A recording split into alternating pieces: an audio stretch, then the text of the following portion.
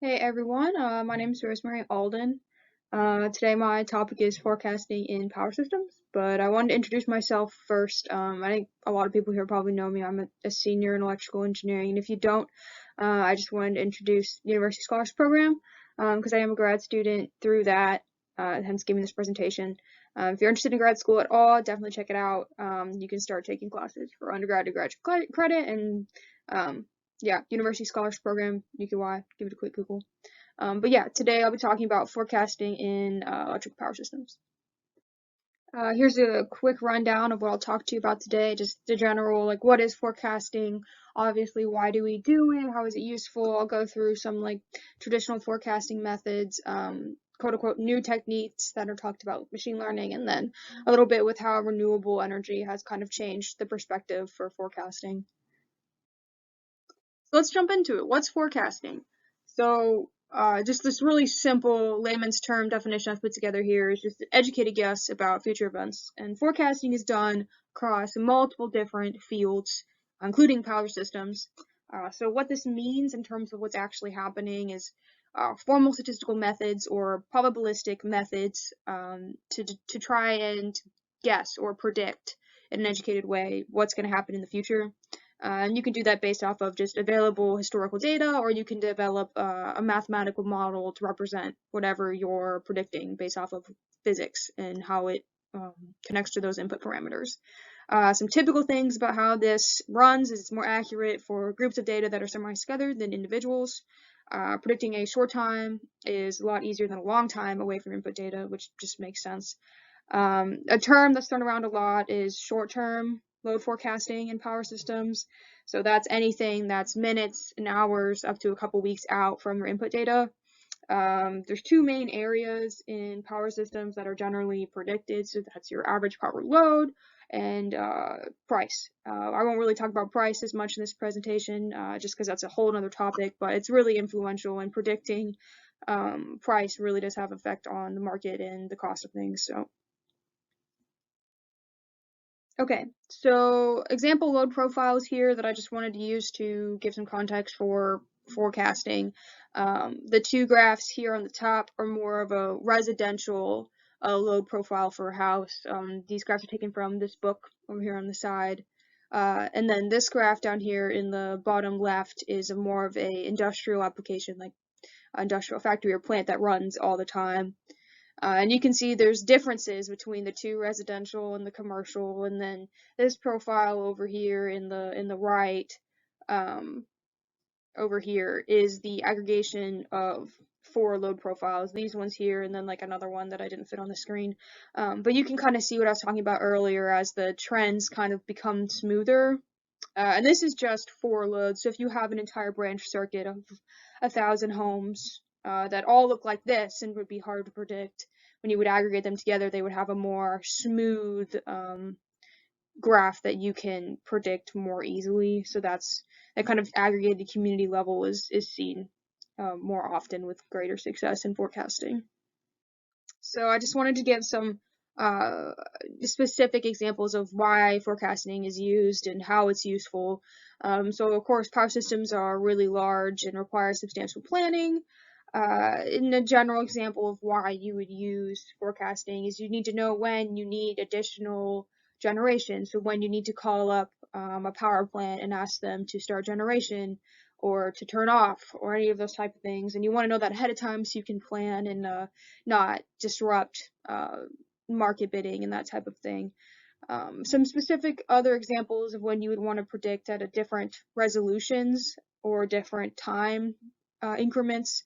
If you're going to predict 24 hours ahead, that's kind of a good way to get an idea of how much spinning reserve or how much reserve power you need to have planned for a day.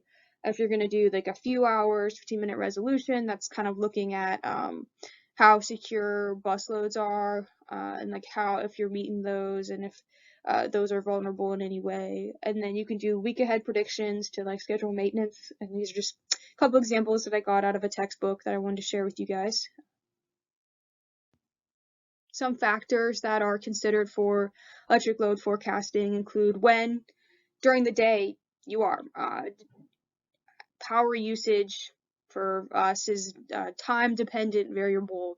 the energy usage in your house or power usage in your workplace is very dependent on what time it is, what people are doing there. That kind of human behavior and influence is really important. Other things that you can more accurately capture or seasonal changes, so different weather variables, such as temperature or solar radiance is a big one. That's like light intensity. You can have heat gain and whatever buildings you're in that would affect like your HVAC load, that type of thing. Humidity, whether or not it's raining, snowing, that type of thing. Another common thing in forecasting that's done is to kind of group like days or load profiles together. And I have a couple examples of that on this slide. So up here you can see from July 3rd to July 16th, and you can see during the week this regular, almost normal distribution of power for each day. But then on weekends, it's different, and you would not want to predict expecting this and have this. So they generally, when they do modeling, split up weekday and weekends. Another thing is if you have holidays, like this graph here shows error from forecasting split up between when you would have a holiday and when you wouldn't, with this huge error on holidays because human behavior is different on that day. This is going to be just a high-level introduction, but forecasting is commonly done through statistical methods and machine learning. And statistical methods, you can have like a regressive model where you establish a linear pattern between current time and previous time steps. And then you could also incorporate into that a moving averages.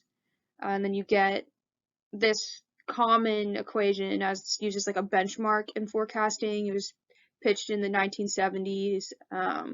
It just kind of is a good benchmark to compare newer models to. I just wanted to show it for context. So nowadays, a lot of stuff is being heard about neural networks as if they're really new. They were actually made in the 1940s, or I guess made, created, invented. But I just wanted to clarify a little bit what those are, just because I feel like that's talked about so grandiosely.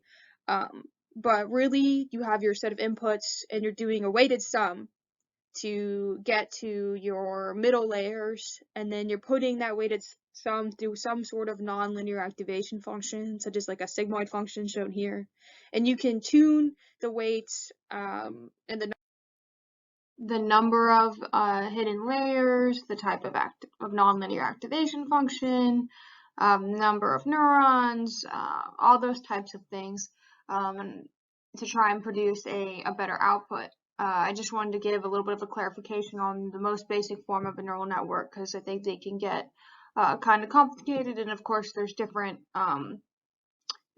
formats that these take and different like combinations and adjustments that have been made since these are first mathematically modeled, but I just wanted to give a clarification of the basis.